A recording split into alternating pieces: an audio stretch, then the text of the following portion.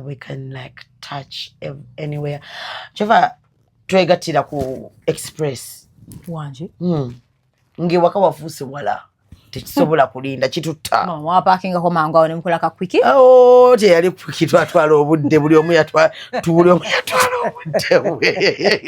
Ko express kama teno obaba gaba beto kasi eba. Kiro zali saa munana. La boy. Kwatajo.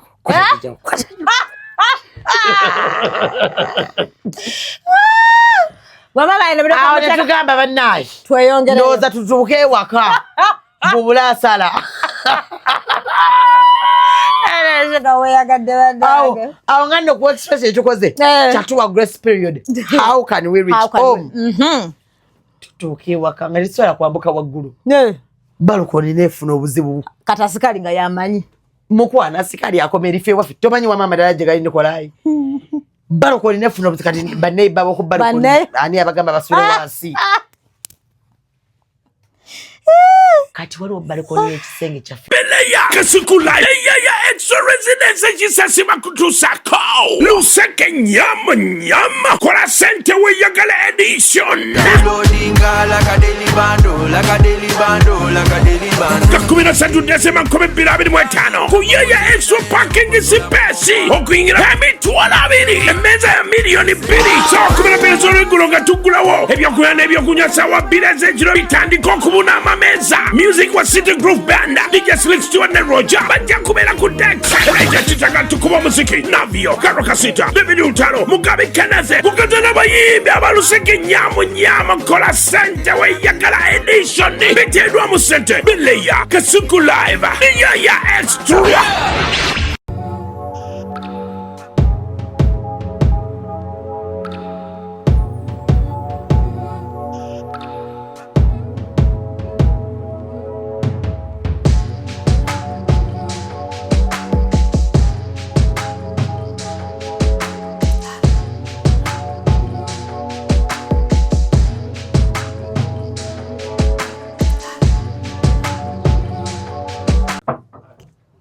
Jetuli? All right. Hello, Zandine Sugar Black Sugar. Yeah. AKA Muchalawa Amos loving. By the way, na sikina ina munche na kungamba naye. Okubire ko banenjaga ndi wakabi. Where's my phone? Wakabi banange.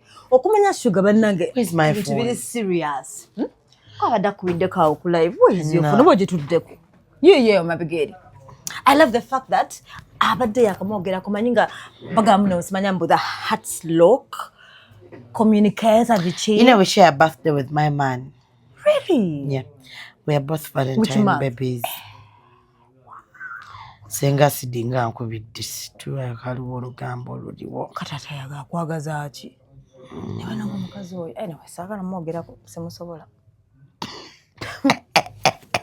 Well,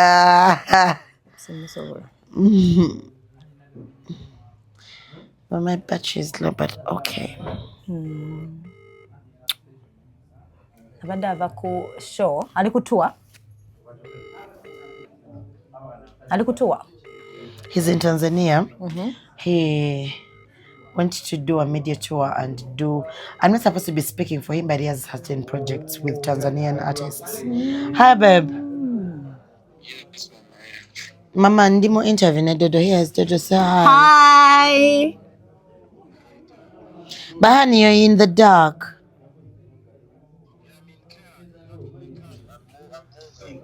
Oh, you're moving. In the car? You're moving. How is Tanzania? How was the interview? Tanzania is fine. Agambe bampanye. Baby, ogambe bampanye.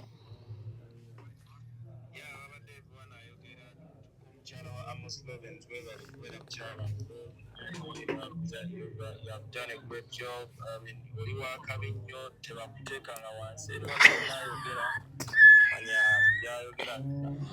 just a Ddogo, ochibai si chali munayogana kali ndi mu Tanzania. Waambie mimi ni mu Tanzania.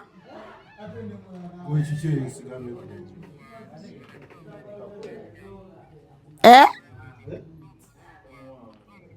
Oh, asante. You know, he can speak little Swahili. I told him a few words. Okay, honey, let me get done with the interview, then I call you. I love you. Asante. Love you so much. Mbadde nize njijjeko. Mbadde ngenda muwajjajjaawe. Nga takubadde love you too, mbadde ngenda gamba Shuga weesiba ku musajja. Sisobola. Nze okwesiba ku musajja mbaluka ettako. Ojja teekawo kati. Yes. Akusona atuyamba n'oteekako akantu awo. But let me tell you, Ddogo, omanyi teri muntu yesiba ku musajja. Yes. Gw'otuule baka n'ogamba oyo omusajja wange alina Ddogo. Alina Shuga. Like, for example, he's your man. Let me say he's your man, and then he comes. Yes, alina Shuga. Shuga amwesibyeko nga jendi bawo bwatuuka ewange atambula nga bana bakusome wambata lwaki toyanguwa kyenva siyanguwa anti ndi munene gwe ngogamba mwesibyeko. So teri musajja gwe beesibako. Taliyo. Ate teri musajja gwe babba. Osiba okyogera. Yes, taliyo. So kitegeeza we should stop that nonsense. Because that wabbye omusajja wange. Wabbye omusajja wange. You're a fool. Wesiba ku bba wange oli musiru. Bange takwagala akuyamba buyambi. Yakola charity. Mbuuza. Gwe omusajja we yakola charity organization yazze tuyamba. Ng'ebitundu bye ebyekyama kyalina tuyambisa. Men look for peace. If you cannot give your man peace, your man is not going to be there.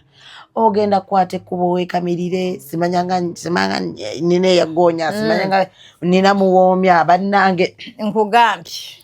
If you cannot shower well, omaze okunaaba, you cannot use a deodorant, you cannot smell nice, yeah, you cannot dress appropriately, you cannot accept to be a woman in front of a man, owedde ojja bunya obulungi oyasame bakuwa jjajjaawo. Pulira. Otherwise you're supposed to be a woman. Nina abantu bempulira banaye Shuga yagamba tasobola simanyanga kwagala because ye outside cheeky. Guys, That kiriko ennaku zino. One mu interview recently zababiraba. No, it's okay. I want to tell you guys, I told you I support anyone who can be a side chick. As long as you know your limits. Because I can be a side chick.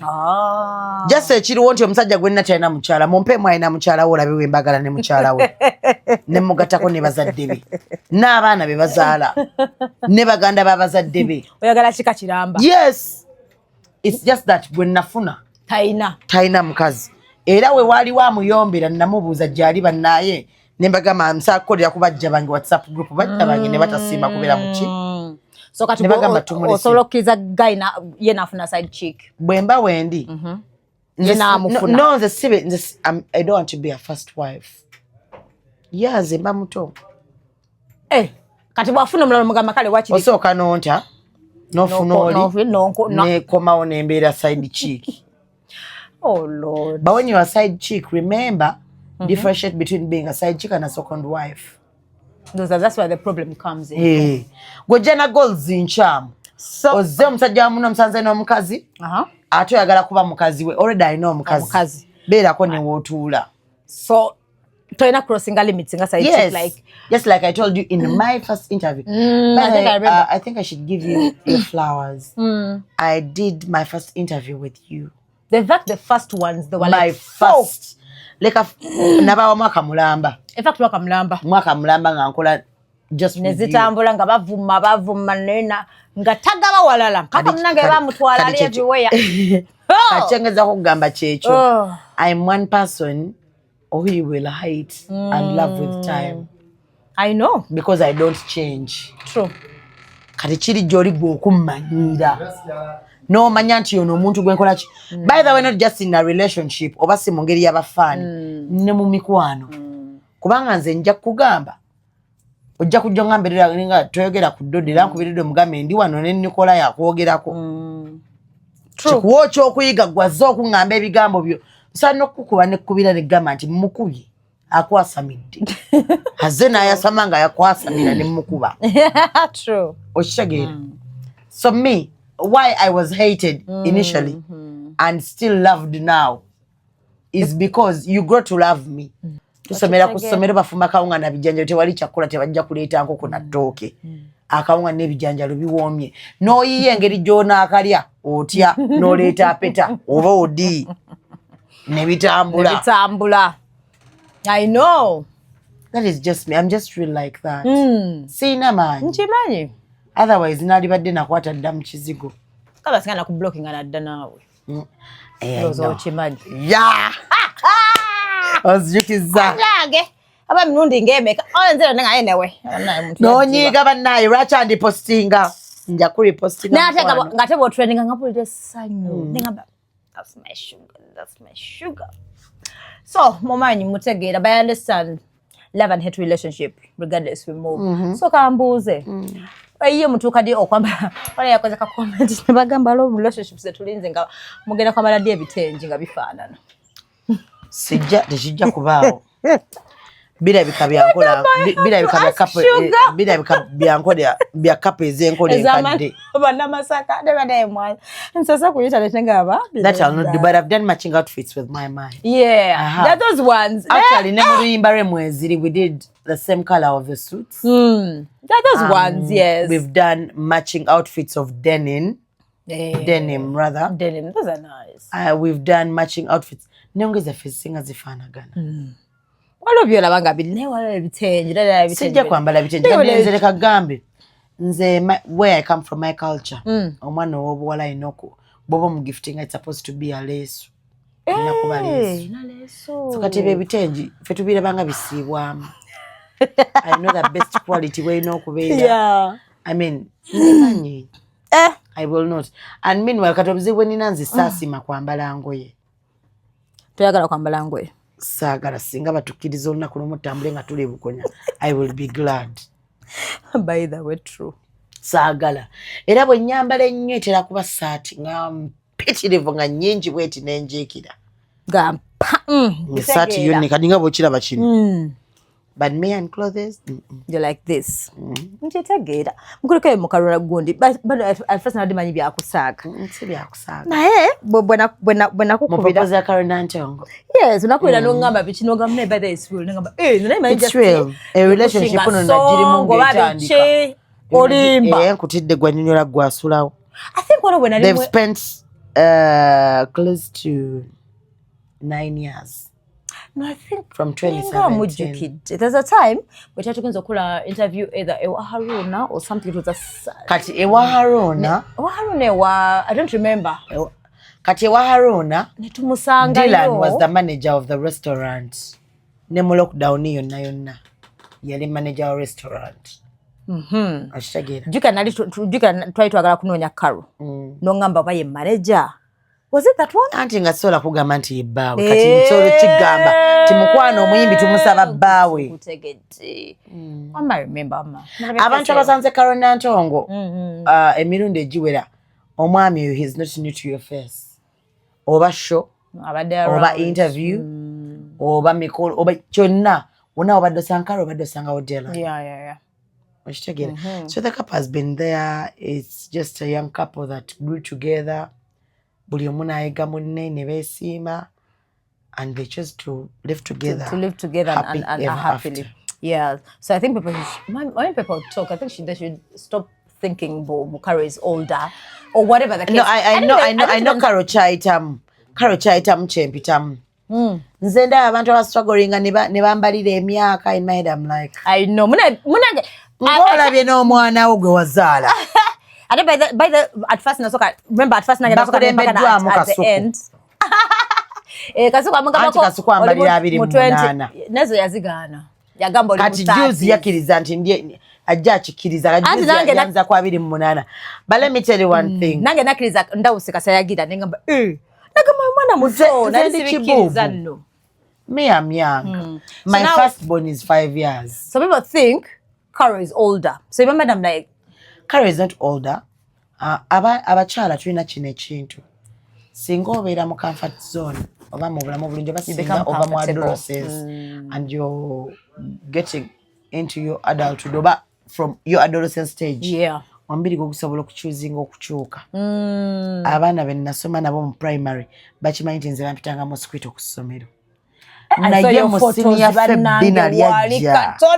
Ati mu senior febbina lyajja. Bwe lyajja ne lisimbukira awo. Gyokka no ebbina ensooka ne liyita mu sikaati paka eri ne bagamba nasala sikaati. Ne mbagamba basomesa bange abalungi saasala sikaati. Bbina litwala sikaati.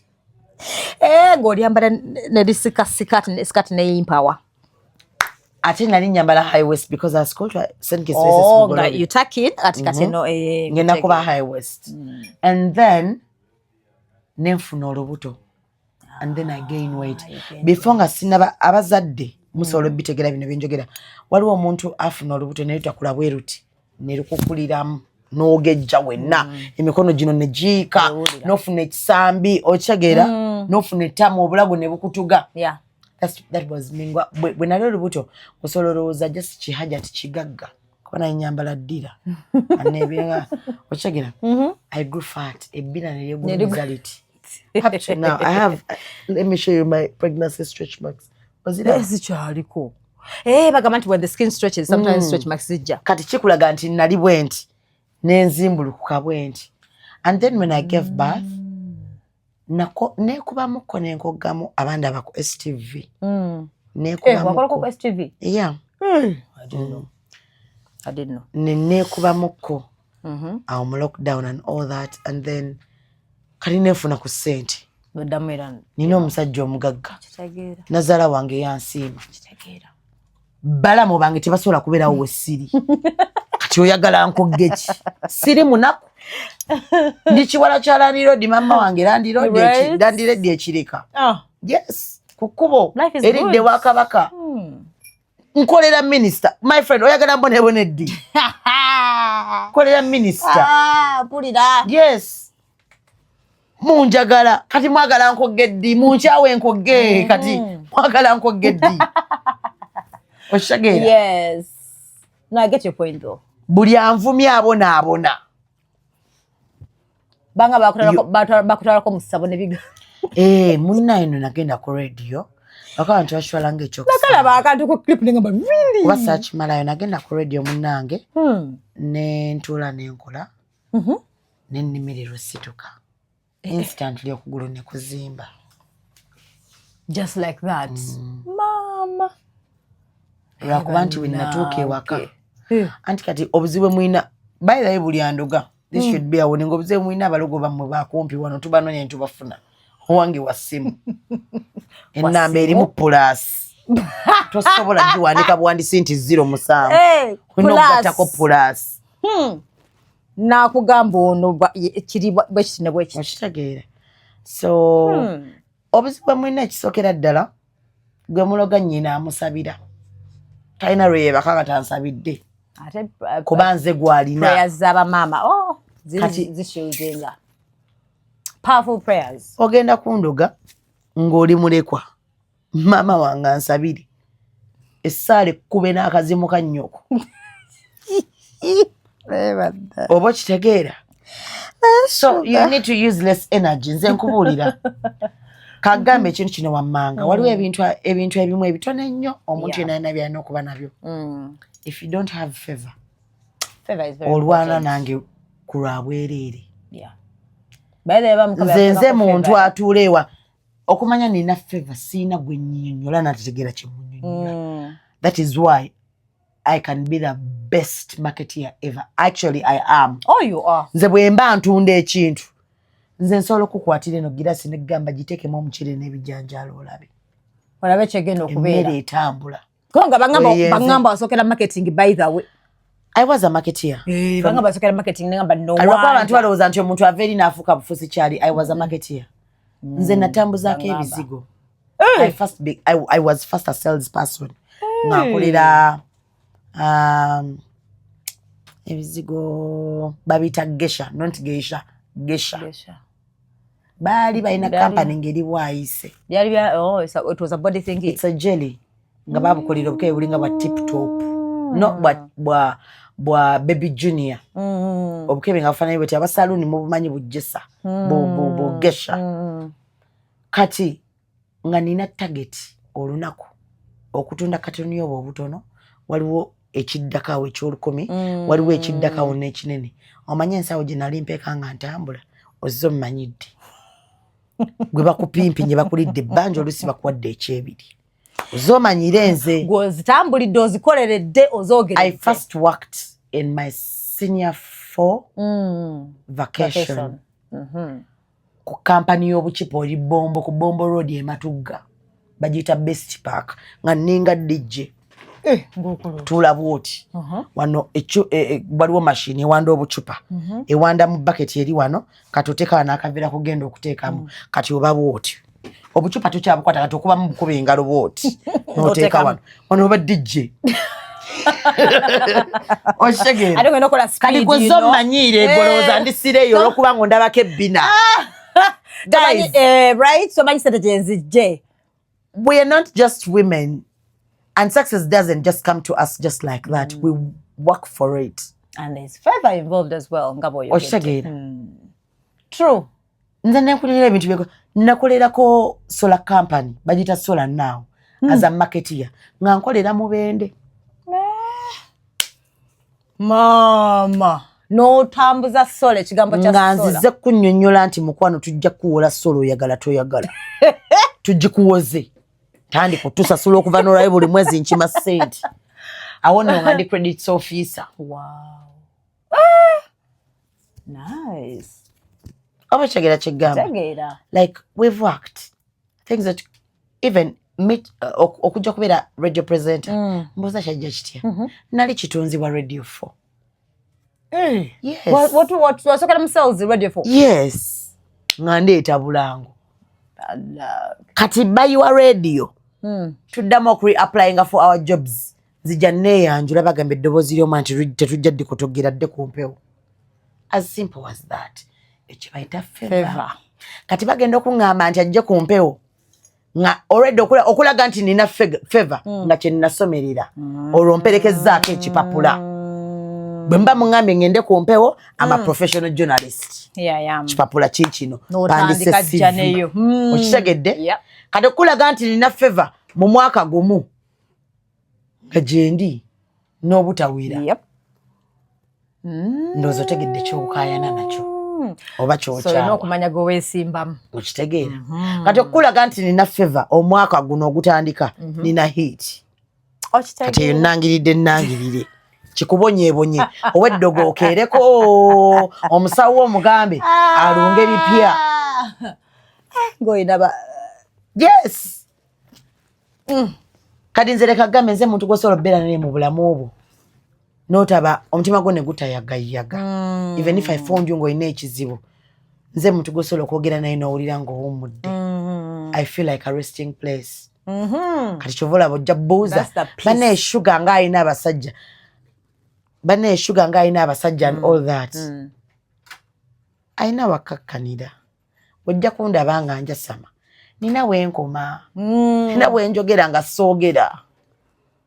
Nga ndaba siraba. Nge waka Shuga mulala mu. Ninya sirinya. Kwa beewuunya nti Shuga asobola okufumba, beewuunya nti asobola okufumba. Ne wasalamu obuntu. Omanyi lwaki bibeewuunyisa? Because mwe mulina Shuga gwe mwategeka mu bwongo bwammwe mulooza bw'alina okubeera. Ate nze sijja tambulira ku script yammwe. Let me tell you, I have very few friends. It's a very small circle like this. It's a very small circle like this. Naye saako entono buli omu asobola okugamba ekyo Shuga teyakikoze. Because they know your strength. Kankunnyonnyole favor. Okutte video gitaddeyo. Otaddeyo video. Mbonga nsitame. Let me show you something very simple. Baina nudes. Ojoga nudes nagamba zebaaya nga bagamba nti zange. They were duplicating as my AI bichi. I think I remember. Zizino bazizemu. Babizemu. Favor zizino. Oyo mukazi osobola okugamba nti yenze. Mbitegedde bino nabiraba. Because of that hair. Almost a year ago. That time. Yeah, because of that hair. Kadi favor bweti weekola. Tebirina webiri. Imagine. Nga sina kyenkoze. Yeah. Favor bwekola. Favor ekola bweti. Shuga watu sitamidde because ebitya. and then the interviews come to praise. Banaye aliko ennene. Feva bwekola. Abasajja ne badonya Shuga. Nofuna ne lava. Kati akagambo wekajira life ekuwa lemon. Ng'okola lemonade. Kituufu. Oshagera. Shuga ali wano kutegeeza talijja kukakasa nti kyolowooza kyali si kyali.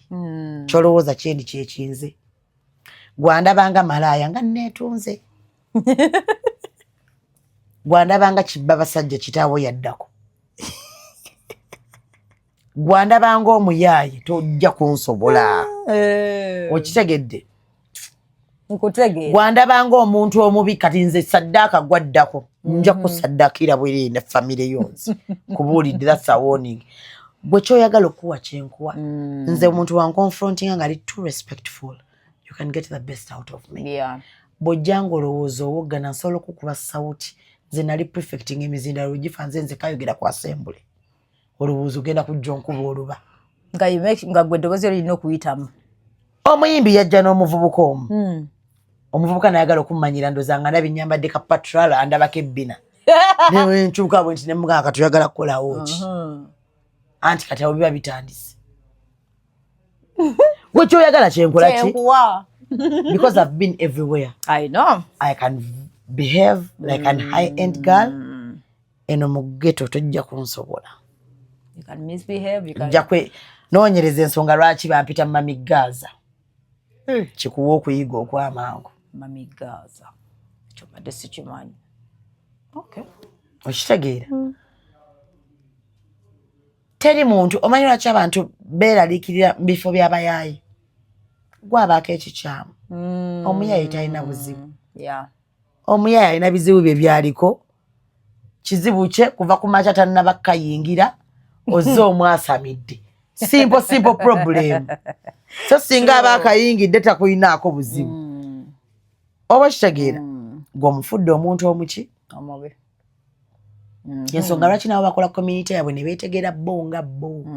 Ne bamanya era bw'ojja ngo weekoza bino nga weemodoza mwana abaana bakiboosire nga tebabayinaako buzibu. Tebalinaako buzibu. Nze nasomerako ku Kiweka High. Kiweka High eri kumpi n'ezimu ku ghetto ez'amaanyi e Uganda. Kireka Banda. Waliwo ghetto bagiyita Bittu. Waliwo gye bayita B13. Waliwo gye bayita Unata awe Embuya. Waliwo n'abeebweyogerere. Abo abaana bonna temulowooza nti baasoma. Osobola osanga omuntu Ddogo mu ghetto nga tosobola kugera luzungu lwayogera. Yeah. Kituufu. Nga n'ebitabo byasoma tobisobola. That's why I told you guys, don't judge people. Yeah. You don't know why they judge. You don't know why I That's a drink. You problem. don't know why I smoke. You're already calling me a hoe. Ye question jinawa abantu challenging and ngamba okay ndi malaya. Lwaki temunkolerayo list y'abasajja ne mugamba Shuga yali agundi? No. You can't even count 3 men. But my mind balaya kitegeeza ki? Bo babategeeza ki kubanga bo bagamba literally omuntu buli omu bw'okirowoozako omukazi alinga malaya literally if you think about it, because if they attach it to the money situation. Ku ssente kwe siva. Sisobola kwagala musajja mwavu kikafuwe. Nkitegedde ku ndagamuntu bantereko malaya Black Sugar. Sisobola kuva ku musajja ayina ssente. Era nze nkusuubiza ebigambo bino wammanga. Bwe mba nawe mu mukwano ssente ne zidikirayiningamu ayina ssente ajja kunsigula ntwale. Bwe bwa malaya bwendiko awo. Devil Kumbe for you, you know what you want. It's the money for me because exactly. I'm not going to cry with you. That's one thing I'm going to tell you because onsanze sikaba. Nze nkola. Dodo, you know nze nkola. Kumanyi. Okulaba nti n'obulamu bwange bulinga bwe buli. You know my home. You know abaana bange basomerawa. You know how they... Yeah. Omukazi azze siba mwana wange kiro. Aliko transport nezigendo musiba. Abaana musiba enviri za mitwalo 6. Nina omwana w'obuwala siba enviri za mitwalo 2. Oyagala kujja ngambe toyina ssente gende wajjajjaawo bwe wabamawo ozze kukola kinze mbadde kugambe nti no ngaba buyambi. Nze siri mu budamya. Tatu ku level yemu literally. If I'm supposed to be in a relationship with you, Dodo, you're supposed to be supportive. Not nina kyenkufunako because me I'm 100% supportive. I'll support your dreams. I'll support your career. I'll support your thoughts. Like I'm there. Yeah. So if I'm there, inze nina amagezi kati kyosobola okunyamba kiri ekintu ekyo kumpa sente to motivate me. Not even motivation, but I mean, Dodo, common sense which is not common. Omuntu akusanze. Look at your hair, look at your phone, look at your dress code, yoka that you've packed outside. And then someone, ate omuntu agambe ha bannaye ogenda kukola otya. Olinga amazi. Kende wajjajjaawo. Tujja kuyita mummi. Ono jja n'osena enku nga tugenda okukola ki? Okukuma enku. N'omugamba njagala bafutaga mitwalo 5. Zonga nnyingi n'ogamba. Vuga bodo bajjaga kumpa bajaji. Musanze mu bajaji. Bannange. Omusajja akubirako mukwano gwange nabagamba situations ezimu zenjogera abaana bantekisinga omusajja omu yakubirako mukwano gwange. Namugamba olwokuba yalinnya boda n'emujja waali n'emutwala gy'agenda. Kati ng'oli gy'amututte alabyewo nti we waka wakola ki? Wasula. Yaddamu n'amukubira essimu kuba ono yamusima naga bambi osobola obeera my night boda guy. N'atwala ennamba ye. Wa boda n'amukubira, wa boda ajja kwetegeera. Wa boda kasa yategeera wa mu droppings n'amukubira namugamba ate ng'onkubidde n'agamba nja kukubira nga nkwetaza ngamba Ddogo kulaba and I like you because not I like you abyogera mu Luganda sobola bireta mu lulimi lw'ababoda. Oluboda sirumanyi.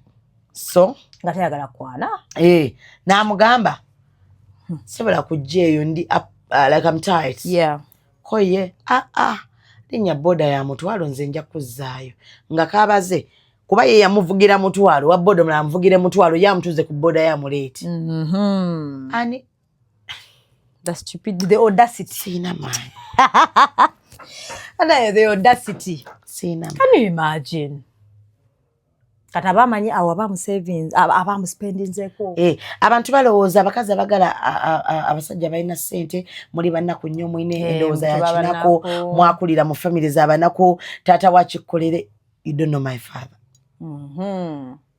Omugenzi temumumanyi mbutomanyi ssente gye yazijja n'okufa kwe kwavaamu ssente. Gw'omanyi omuntu wafa n'avaamu ssente gw'oli mu kuŋŋamba nti nno nava mu family y'abanako. Oshagera chengamba. You don't know him. Guy, abakyala mwenna abaliyo omusajja watakuwa ssente togumiramu obufumbo.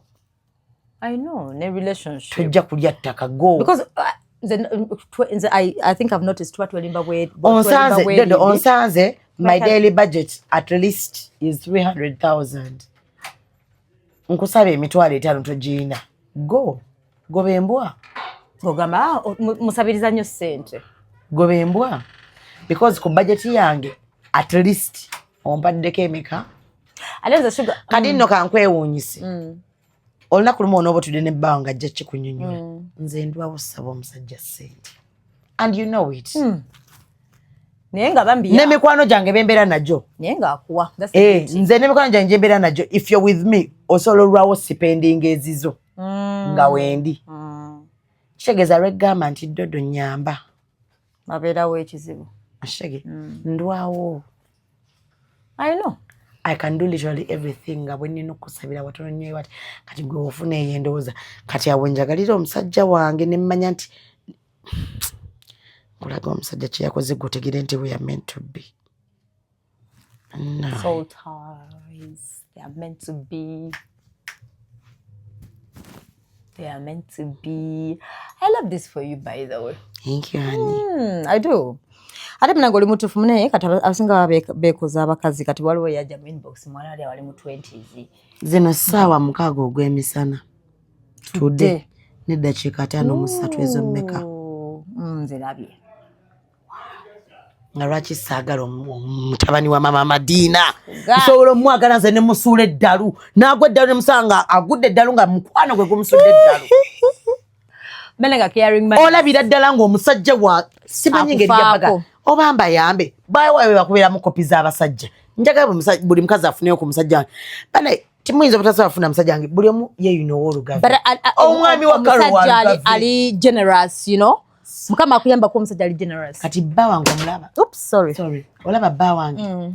Asobola waakiri okulemererwa okwegulira amafuta. Nga mpadde ssente. I love such men. No gamba. Nga caring. Kati omusajja kwezo sente ezisembayo lasti n'omusabire saala aba atuuka bw'ati waka nga batalina mafuta ne waba wamuteerako $2,000,000. Nga tamanyi mikisa gye givudde kumbe gwamusabira. N'alowooza nti nno susu y'ow'omukisa kumbe your prayers. Yeah. I love generous men. Oshegeera.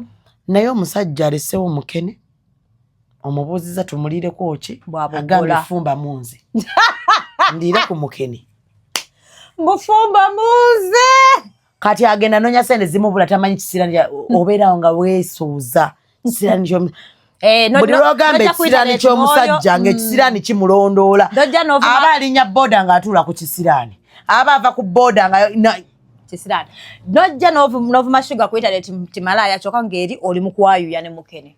Because you're pretending. That's why I keep telling people I love money. I don't care what you say. I love money.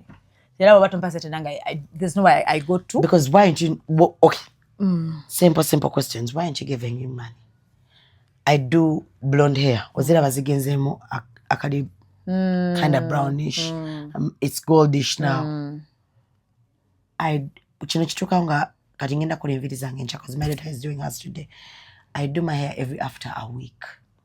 Ogana kuteka like more things. Nzizamu bleach w'enviri. Nabagamba ne muulira nga muulira emitima gibaluma. I do my hair for $250,000. Nebayomba. No apologies. Argue with your own keyboard. So 4 weeks in a month, $250 ezo mmeka omwezi. That's like 1M. Oshegedde. Only on hair. Kadenjala nazibayambako by the end went because I'm still mourning my dad. No, I'm mourning my dad. Nasalako enviri zange.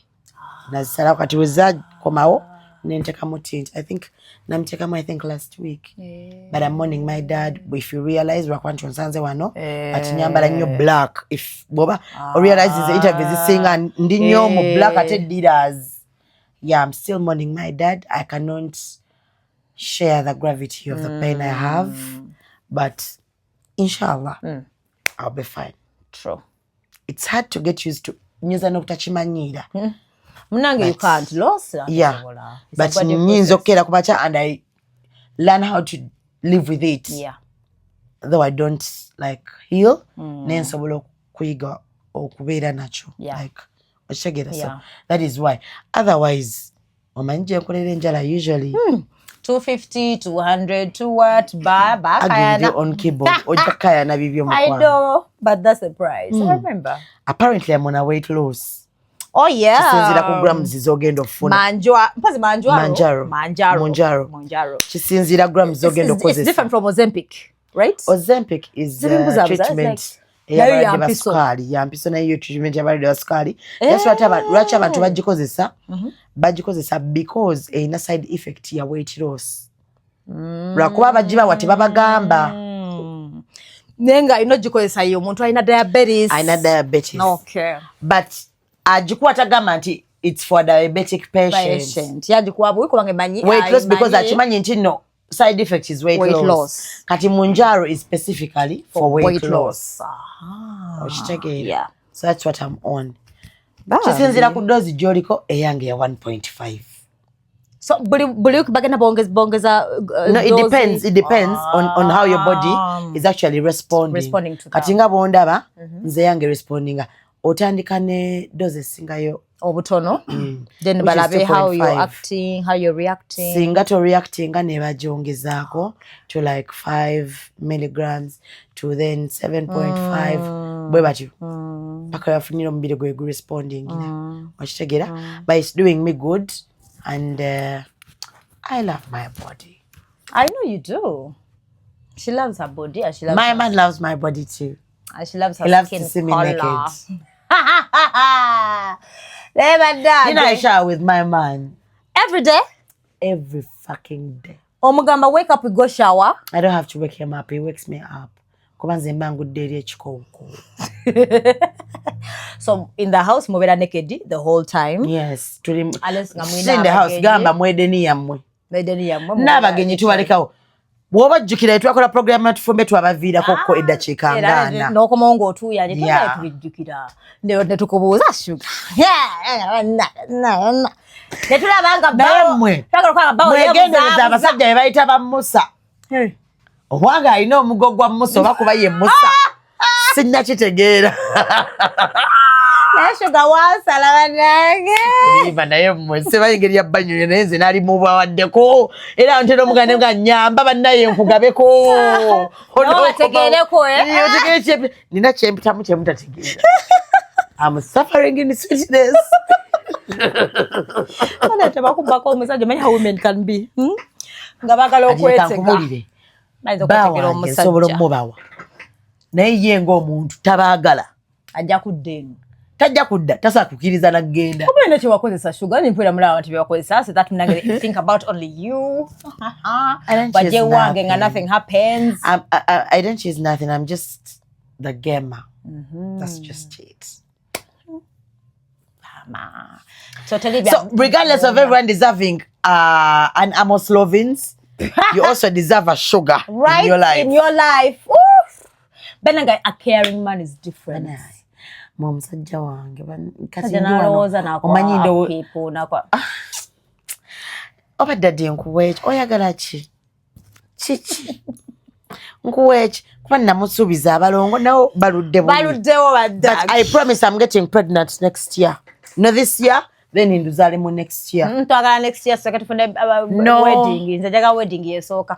Bweri tewana banga negeza mbiti. Nabira abantu yesooka nyo okubeera flower girl. Abulawa bikize. Toba flower girl nawe. Flower girl omukulu. Oba metro. Njakwera flower girl omukulu. Ati baga metro lero kubanga oli mufumbo. Ze sina mpeta. Poza ngana atakako. Anze nina matala agenda mu mbaga yange omugenda laba omugola alina tints. Yes. Mujja laba omugola janga amabina gali bweru. Mwabamanyi. Yakuba kale. Eyankola ekyete ekyabakole, she's so respectful, she loves decency. That's how you Gibbs bridals. Like this, eh? Yeah, Gibbs bridals. Shabe mayanja. But I can't believe that you're going to settle. Do you know what I never say never in this world?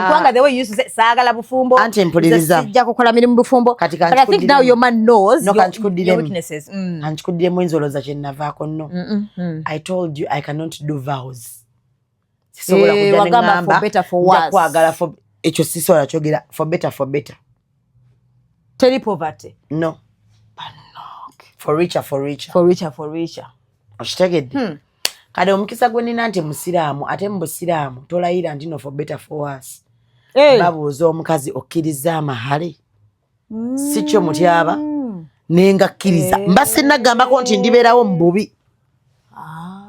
That's what they say. Yes. Okay. And if I was supposed to do those vows, nabagamba I can live with a man. Sabagamba ko nsagala abasajja. That's how you misquoted Shiba. Sagamba teyabagamba ko ntasabira na musajja. Yabagamba yagala partner. Partner abeere jali. Abeere. Teyabagamba ko nti partner talina kuba na mukyala. Partner abeere ne mukyala we. Bawe mukyala we mbasina kye mwetaaza. Gwe. Waliwo abantu nga bagala peace. Nebyo yita nabyo mbyetaaga. Naye tebulirwa binnyima ng'olonfunirawo mangu shortcut. Mpulira. Yes. Sagala bawa asule wange naye ajja agende. That's the same applies to me. We both live in expensive, lavish, furnished apartments. But when I want my man, I see him when he wants. He sees me like, that's just it. No kufumba oko. Mfumba kushoya Sipaka TV. Tufumbe. Si kyabuli lunaku bannange. By the way, kyali kyabulikanaku. Ennaku ezisigadde tulya ku restaurant ya B2C. Ku Salama Road. Waba B2C. I know omusajja byamufumbira it was once in a while. Bali baga katoya amusiriwaziza. Bishiraga no once in a while. Bali baroza he doesn't cook. Right? It was just both of us we are just devils that met. Nemwetegeera. Yes. Spirits came. Like you guys like all the time you're together. Don't you get tired? Let me tell you something, Doreen. When I love you, I cannot get tired of looking at you. Like every day. Zakata wonzo banyi wachinti sa. Nemunyiriza. Just nemira yabatinga. Oh, no. And I'm just sniffing on him. Now I understand. They call me clingy. That's what I was going to say. Cause yeah, very. And then twesanganga fembi, our love language is touch. PDA. We can kiss anywhere. We can like touch anywhere. Chova twegatira ku express. Wanje. Nge waka wafusi wala. Tekisobola kulinda kitutta. Mama wapakinga ko mangu awo ne mukola ka kwiki. Oh, te yali kwiki twatwala obudde buli omu yatwala obudde. Ko express kama teno obaba gaba beto kasi eba. Kiro zali saa munana. La boy. Kwatajo.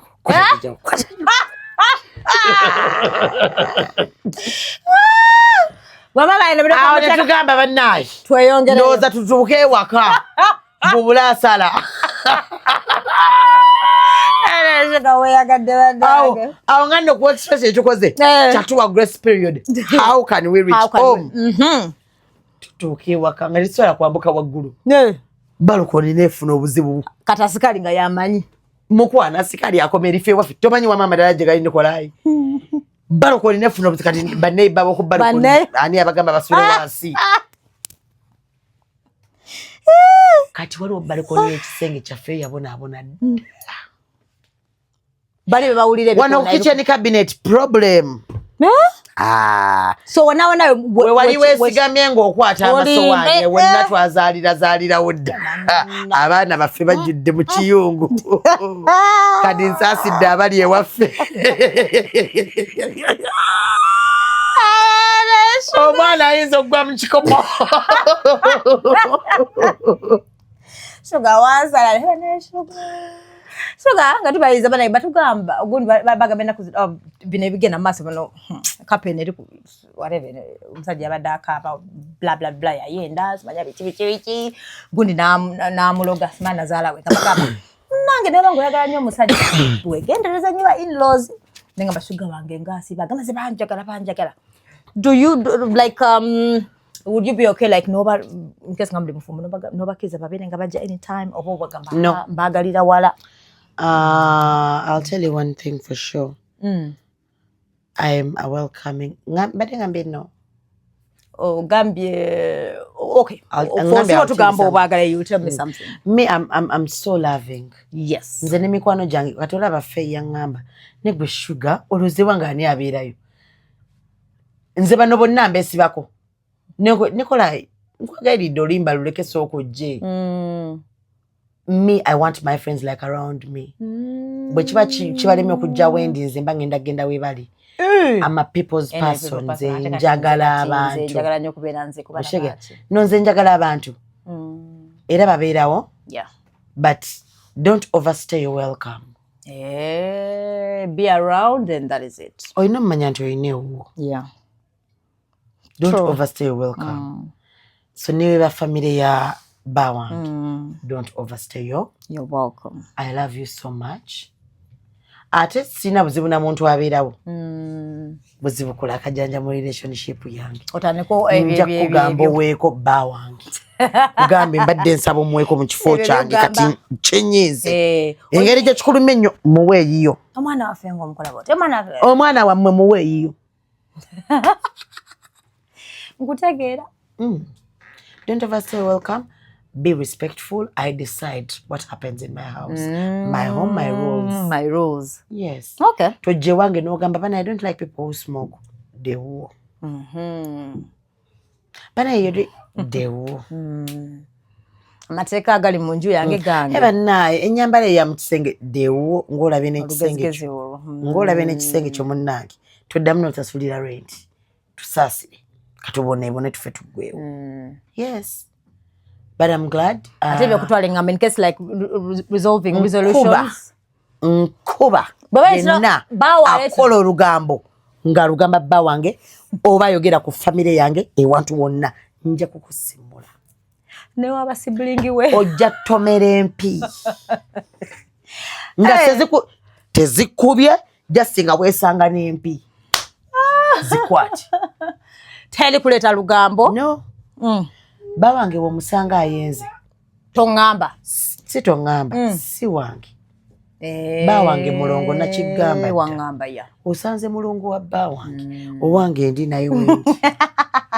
Go walabye mulala. Okay. Kutegedde.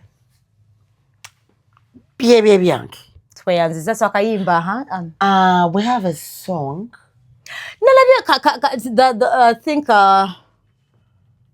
nalabye kagundi ka snippet ku TikTok like 2 days back. I don't know, you weren't alone, you are with your man. Ate kaze when I called you yesterday ate no ngamba ate ndi mu studio ate nkola kati I got confused. Kato inaya akakoweka And a warning eri abayimbi abakyala, you need to like polish buli abadde yebase wano wagenda kubuguma muko aja ngenda kuyimba. I have a song with my mind that I'm releasing abakuba fireworks. Ngasa wali ko Sheraton wetubeera baba bakuba nte pwa ngana kayamba katulaye wetu. The song was written by Nikolai. I featured with my man, Amos Lovins. The producer is Best Boy. Okay. Yes. Then now wakako. You will love the melodies. Ndi mukiroza mangeri yikibanyonyola sikitegeera.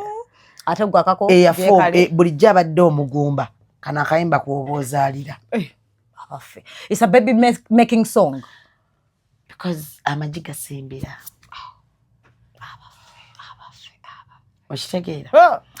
I have 4 songs. Nikolai. I have 4 songs that are singles, still written by Nikolai. I don't remember Nikolai aja inspiration abirowozaako kati. I'll be uploading every after 3 months. Amala kwega teri na unafuna lyrics. Kati Nikolai aina kayimba kena musanze yawandiika dda. Naye nenkawulirizaamu nga it suits me. Because nze ndi I'm a lovey-dovey. Like nze omukwano gummenya. Nange kibala nti omukwano. Njayanira omukwano. Ati break banange kyenkola. Nze ndoza ensonga ki abasajja banjagala. Kwa bakazi balowooza mulina kwegatta nga mugenze mu buliri. Mubanga bajasi mu nnyumba ne mugenda mu buliri kati olimbu nakwata ku munono neefula abadde yeebase n'agamba nebe naye tata Brenda. N'akyuka. Me, if I want it, I'll tell my man. I want. Hey, Papa, can I have some dick? Yes. Hey, like that? Yes. By default, it will arouse him. Oyagala toyagala. No. Kati eyo kirasi ejja kuba ndala. Bononeta ngeyo kirasi ndala. Abaana bajja kunywerera mu bufu eyo ndala. Omusajja nge sazo ne omubuza nti tukubemu omulala. Tayagala. Yes, tayagala. Even my exes still choose me. Right? And I remember Shuga said, let the best cookie win. Yes. Whatever is in that cookie, Bambi, yeah, but cause Bambi, please. Shuga, take a no, you are so addictive, like. No, because I think he's all blushing. When you're having sex, you're supposed to give it your all, like you're supposed to be wanting. Otherwise, if you do it just for it won't, yeah, you want. You're supposed to be wanting. They don't know how women come. They've never come. They don't know even the whole experience. So if we have sex 10 times a day, I come 10 times a day.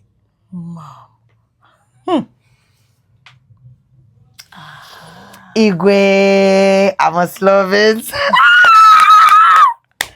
Oh, you want me to Ddogo. Ogudugu. There is something in Abolugave. So, and if you want to know, kati olaba engalo za tax. Kati manya waliwo obuzibu awo. Wano. Kayagambye nti kati ndi wano. Okategedde oba amagezi teganajja. Kati ndabira ku ngalo za Pax. Ekyo kikuwa ekyokuyiga, ofunamu kyakuyiga ki? Amaanyi. Right? When you're talking to Kuku, look at his fingers. Bimanyi bininga bisausage. Tusiba tubigerege. Wele bulungi mweraba. Kagenda kunzita. Ebya Pax biri bitya. Ati ko ga Pax biri bitya zisitegedde. Nyambo ngambe. Kukagenda kunzita. Yasibaga bisoseji bwebiti. Kati bisoseji bitano we bigatofuna muki. Bisoseji nga bimpi. Bane kukanzise bane. Era wadi yanikola ingeze.